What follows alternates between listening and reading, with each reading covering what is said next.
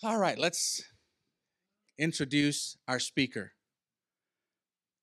Patrick, I call him Fitz, Patrick Fitzhugh, and I have worked together for a while in my past at USAA. I met him at USAA.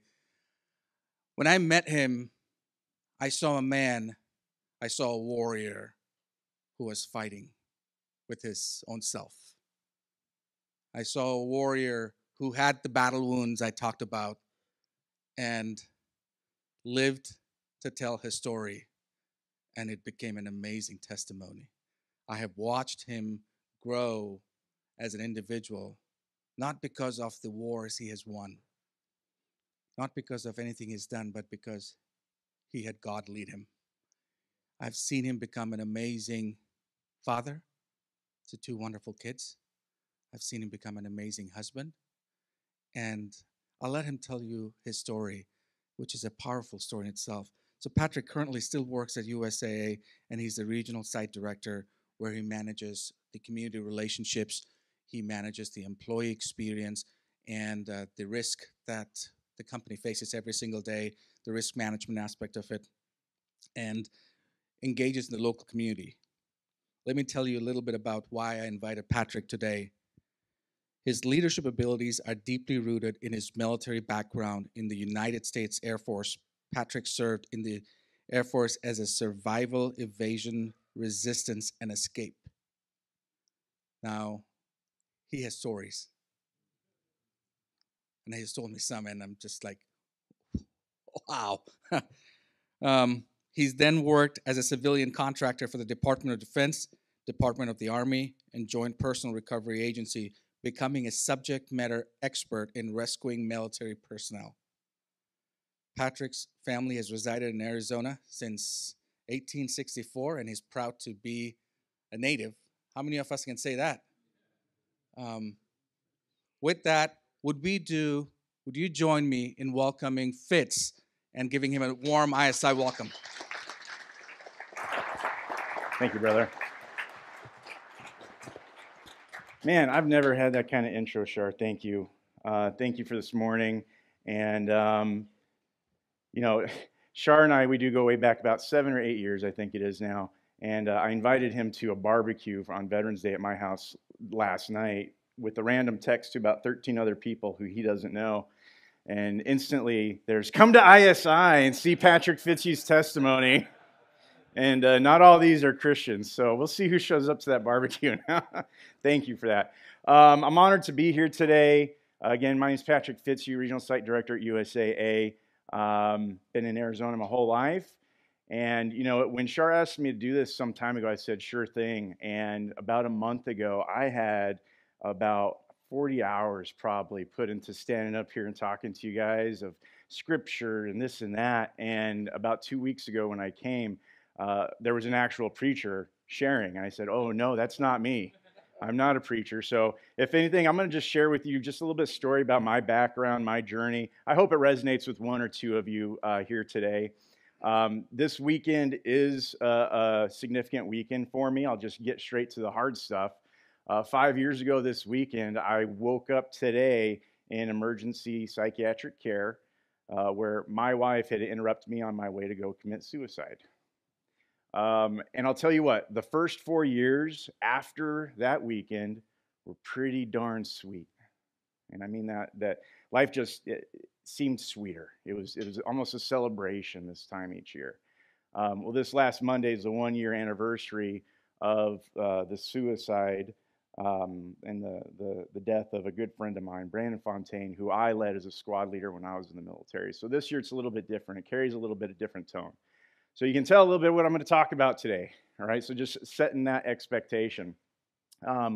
Background on me, I'm going to kind of talk about just these 4 phases of life: childhood, adolescence, what I consider kind of becoming a man and finding God, that period of life where a lot of us probably found ourselves chasing success, and kind of where I'm at right now, and that's the surrender to his mission. I've got, till what time? Okay, watching the clock, thank you. All right, childhood. This is where I grew up. This is off of 39th Avenue in Montebello. If you know anything about that neighborhood, it's about a mile away from an area they call the Track in Phoenix off of 27th Avenue. I grew up probably knowing a little bit more about the world than others at my age. You know, at 7 and 8, I knew the ladies walking down the street weren't selling ice cream. I don't have a lot of childhood photos up there. I won't talk a lot about growing up with mom a whole lot. What I'll tell you is I was the outcome of an affair. And I grew up single custody with my mom. Dad was an Air Force veteran who was now a businessman out of Colorado. And what I remember a lot being told in my life as a young kid and as I got into teenage years especially was, you know, you're an accident. Never wanted you. Why did, you know? So mom's still living in the house. I'm not going to spend a whole lot of time talking on that relationship too much. Someday I might write a book. But I'll just say adolescence wasn't easy, so it's probably not a surprise by the time I was 16, you know, I'd spend weekends away from home. You know, go spend the night at somebody's house on Friday night and come back Sunday evening. I started working full-time, 40 hours a week when I was 16, and that didn't stop a whole lot because it got me out of the house. And pretty much everything I did was to find an excuse to get out of the house. Wrestling, sure. Tennis, okay. Drama, I don't care. I kind of did it all. I learned how to fit in everywhere throughout my adolescence, eventually becoming this guy down in front. That's my graduating class in 2002. I went to Alhambra High School. I played on the mariachi band. That also got me out of the house. I was one of the few white kids at my school. And what I learned, though, through kind of the home life was how to fit in anywhere. I got really good at what we call masking in the mental health world. And so, you know, I ate most of my meals at my friend's house. You know, the parents learned to expect me. I learned to love home-cooked Taiwanese food and Puerto Rican food and everything other than, you know, what you would expect for a white kid to grow up and know. And, you know, I'd say I started obviously hanging out with the wrong crowds. When I was young, I did get exposed to a lot of different worlds growing up. I had an uncle who was a bike mechanic for some guys around here who like to ride motorcycles for a guy called Sonny Davis, if you know that name. He was Hell's Angel leader for a while. And so in high school, it wasn't hard for me to start hanging out with the wrong crowd. It was too comfortable, too easy. I was okay with it. And of course, I started getting into drugs, party drugs. You know, by 17, I'd come home drunk, throwing up, and mom I'd be able to tell her it was Chinese food, and she'd kind of buy into the lie. You know, sorry I threw up in the office. I thought it was my bedroom. You know, I needed a change in life, a change in direction. I wanted to go in the military after 9/11. I knew I was going to go into the military. Dad was an Air Force Academy grad, so I had this idea that I was going to go be Air Force Academy guy. Turns out I didn't have the GPA. I went into a first year of college to try and turn that around. That didn't happen. I was spending more time at ASU than at GCC. I'm sorry, I was going to Glendale Community College, but most of my time was at ASU, partying. So I went and joined the military. On the right, you're going to see a lot of photos. These are my brothers. I learned how to love men that you don't get along with. I learned how to love men who you have nothing in common with in this world. And that was a really special time in my life. The SERE training program is very extensive. We started our training class after we go through our 3 weeks of INDOC, where they're just hammering you night and day, keeping you up, trying to get people to quit, essentially. We finished with 33 guys who went into 6 months of training, and after that 6 months, we graduated 10. So I was very proud. The one thing that I think I attributed my success to in life for a long time was I was just too stubborn to quit. You know, I was usually one of the slowest on the runs. I was one of the last people getting assignments done, the last people getting in from navigation, but I was too damn stubborn to quit. And that's been kind of my philosophy of life. And that's also how I kind of carried a lot of that trauma from my childhood, is I was just too stubborn to quit. A lot of things I didn't mention in that childhood was, some mental, physical abuse, some sexual trauma, sexual abuse by an older boy when I was about 10, and then for a few years by an older female babysitter. So that obviously left some scars, but like most men, I got really good at masking and pushing it down and finding other ways to self-medicate or alleviate. I was not Christian. I obviously wasn't born or raised in a Christian home. So I did not know Christ until I was getting promoted out of the military in 2007. Took some prescription painkillers from somebody who thought it would be a good idea to give them to me when I was really drunk, and I almost died. A lot of things happened through the military, but I'll tell you that brotherhood on the left, having that taken away from me, was one of the hardest experiences in my life. So by November of 2007, that was the first time I had a gun in my mouth. Now, thankfully, about 6 months before that, I got baptized. So as I was laying on my hands and knees naked out of the shower with that gun in my mouth, I felt an instant warming and calmness come over my body, and it was my first experience with the Holy Spirit. And God stopped me that day. On the right is my father. On the far left in that photo, Randy Fitzhugh. Mom next to him, that's my stepmom who I knew my whole life. Jean, she passed away a few years ago from cancer. And that's the rest of my brother, my sister there in Colorado. It's in Breckenridge. I didn't really get to know my father until I was about 23. I didn't grow up with him, so it wasn't until 23 I found out things like they tried getting custody of me when I was a child. And that changed kind of that narrative that I've been telling myself that my whole life, that negative reinforcing thought of you're a screw up, no one wants you, you got to prove yourself. And they show me these papers of we wanted you, we tried, and then I read letters that I never received. And I started to build a new relationship with my father that today is incredibly strong and the most valuable relationship outside of my immediate family. When I got out of the military in 2007, here's the interesting thing, being promoted out of the Air Force, is I walked out of uniform Friday, and then Monday I walked in wearing a polo and khakis, getting paid 3 times as much. So, and my security clearance got upgraded from a secret to a TS. So it was a really interesting world. On the left-hand photo, I worked in the CAOC, Combined Air Operation Command. At this time, I'm working for several subcontracting companies. Let's see, did I get the animations in here? Well, those are all of them. So all these little tiles on the right. I worked for Tate Incorporated, who subcontracted me to EMS Satcom, who subcontracted me to the Redstone Arsenal, and I ended up supporting these guys, the 75th Ranger Regiment. Through 2008, I was basically the 911 operator. If you called me, shit's bad. And things probably aren't going good for you. And we hope we can get you home. And that was hard. It was hard because I wasn't in it. I was sitting behind a computer screen a lot of the time, watching things go down. And the one thing I can tell you about war, for those who have any mixed ideas or emotions, there's really not a lot glorious about it. You get to see some beautiful things in the men and women you serve with. You get to see courage that you can't see displayed anywhere else in the world. But at the end of the day, war is evil, it's destructive, and it leaves its scars on everybody.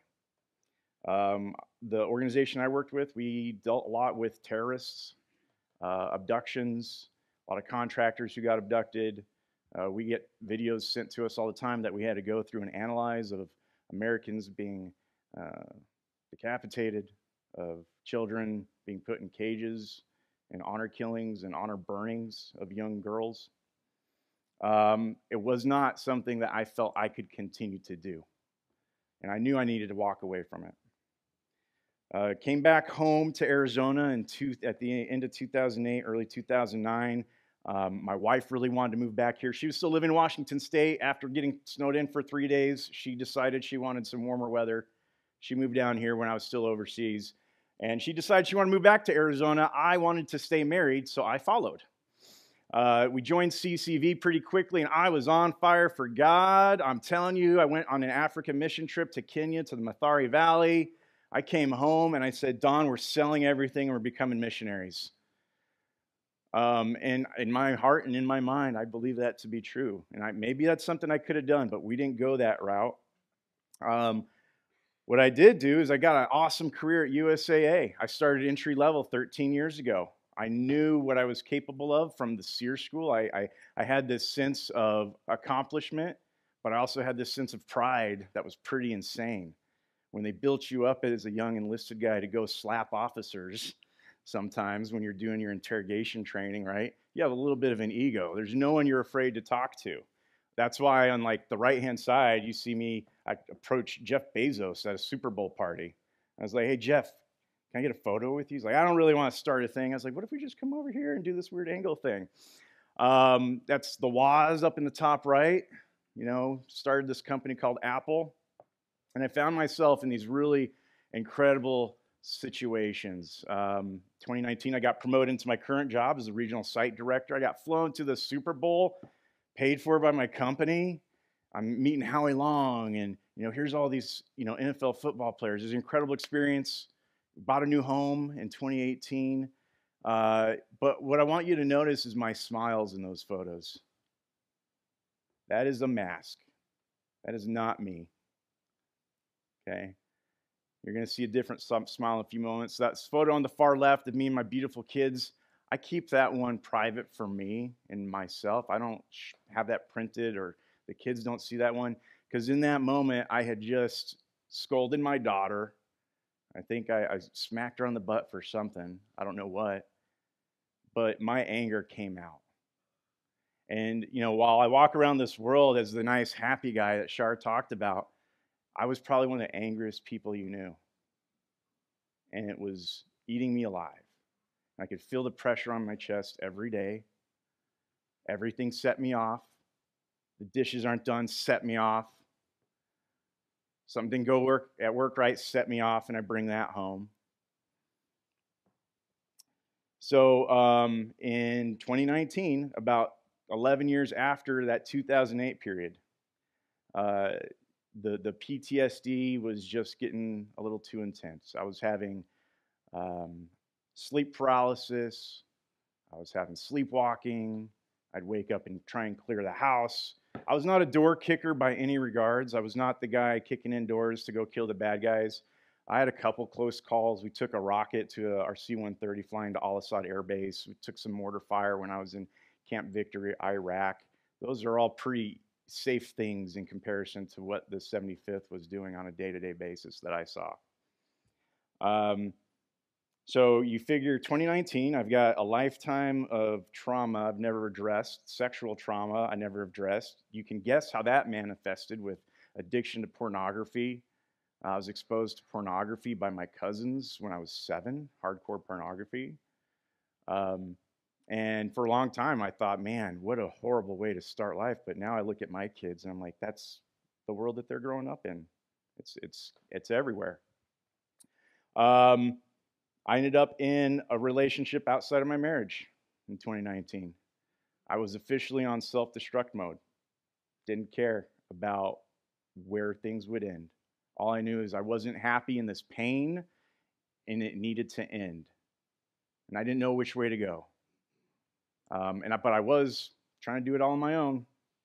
Even as a man of God and with my neighborhood group, leading small groups, I have this pain and this emptiness and these secrets that I'm hiding from the world. So I left work on the Friday before Veterans Day in 2019. At this point in my relationship, the other relationship was out in the open. Bank accounts had been moved, locks had been changed, and I'm leaving work for the last time. This strange feeling of emptiness had washed over me, and my phone starts going off, and my wife's calling, and she's texting, and she's calling, and she's texting, and she's calling, and she's texting, and it won't stop. And shortly after leaving work, something just speaks to me, and I pull over and I reply, "What?" And moment by moment, inch by inch, she finally got me to tell her where I was. She finally got me on the phone with my psychiatrist. She finally got me to get in the passenger seat. She got me to the hospital. Inch by inch, she fought for me. And I'll tell you right now, if it was not for that godly woman, I would not be standing for you today. And that's a fact. It's important who you surround yourself with and the people you choose to spend time with. And that was the most humbling experience of my life. You know, here I am, regional site director Jeff Bezos, SERE dude, done some cool stuff, flew an F-16 once, and I'm now in a paper jumpsuit sleeping next to a 300-pound man they call Bear.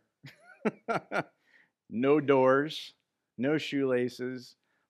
It was a stark slap in the face, okay? I could sit here and tell you that it was an easy journey out of that. A couple remarkable things happened. I'm coming up on time, so let me get through this. One of my great neighborhood group leaders and friends, Tyler, showed up, looked across the table from me, and he says, "Get your shit together for your wife and kids." And that was the first moment in months or years that I looked out of my pain and I realized it's not about me. And for the first time, I decided to surrender to God there. I'd been baptized before, but I held on to the anger. I held on to my money. I didn't bring the tithe before God. I had not surrendered. So I think if there's any message and takeaway I have for you guys today is that if you're not surrendering, you're living a slow death. Because the sin that you're hiding, the sin that you're okay living with, that you've labeled yourself that this is just part of my personality and who I am, is going to kill you until you surrender and you lay down your anger, your desires before the cross. But this is where I'm at today. Aiden Hutchinson, pretty cool football dude. Last year I got to be in the Veterans Day commercial for my company. Got flown out there. I get to hang out with pretty cool people, but I don't really care about it anymore. That's the interesting thing about perspective. In that time, in the last 5 years, my wife and daughter were baptized. My brother, who's 52 years old, who used to laugh and make fun of me for going to church and being a Christian, he was baptized. His wife was baptized. His daughters were baptized. And I think it's no reason other than they saw my wife and they saw me and the change that God had in my life. There's a lot I've left out. There's a lot I wish I could sit here and talk to you more about today. I could talk to you about this incredible woman, Jean, and the life that she made for me, showing me what real motherly love looks like, even though I wasn't blood to her. And if you look around this room, there's not a lot of blood in here. There's the family that you're born into, and then there's the family that you're raised into when you're baptized in the name of Jesus Christ. It's a new family with new hope and a new spirit. And I can tell you today, I found peace that I did not know existed. I was on antidepressants for a couple of years, not on them anymore. I don't drink coffee anymore. I drink decaf. That's crazy. I desire the right things now. And I'm going to leave you with this thought. What is it that you need to surrender? What is it that you need to declare to God about the man that you are? My declaration of life is I'm a Christian man who follows the one true Lord, and the world will be a better place because people will see Christ's love through my actions in this world. That's my declaration, and I think all of us need to make a declaration because the enemy is attacking you around the clock. The enemy, the world, and your own flesh, you're outnumbered. And you're going to lose the fight until you fall to the cross. All right. I don't really know how to close this out on too high of a tune, but I just want to offer you a message of hope. Wherever you're at, whatever you think you're going through, there is goodness on the other end. 2 months ago, I found myself sitting in the living room of someone in our small group. Louis was here and talked about it. And one of our parents had lost their 14-year-old son to suicide. But I was able to sit there with her, hold her hand, pray for her. She'd heard my story. She knew where I was coming from. I never thought that I'd be able to help a grieving mother who just lost their son to suicide. But that's the God we serve. Thank you, guys. Have a great night.